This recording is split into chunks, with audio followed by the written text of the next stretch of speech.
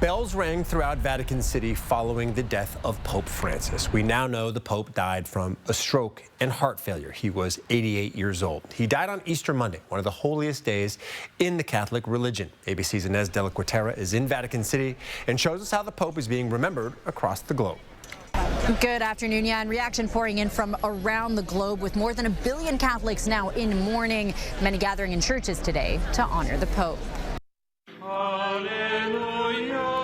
A solemn service this evening in St. Peter's Square for Pope Francis, who died this morning in Rome. The faithful gathering rosaries in hand, offering prayers for the pontiff. Bells ringing out this morning at the Vatican to mark his passing. The giant bronze doors at the Apostolic Palace half closed as the Vatican observes the Sede Vacante period. The papal throne is empty.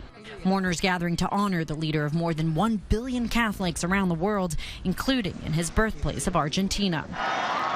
His death comes just a day after Easter, when he celebrated with thousands of faithful. Buona Pasqua. Blessing the crowd from the balcony and greeting them in his Pope-mobile. Beautiful timing on God's part, and my sense was that he celebrated Easter yesterday with the faithful, and he's celebrating with Jesus Christ today in heaven. In his final message Sunday, the Pope calling for peace and unity around the globe, urging an end to the conflicts in the Middle East and Ukraine. On Sunday, he also met with Vice President J.D. Vance, who says he was happy to see him. The pontiff was recently hospitalized for weeks as he battled double pneumonia.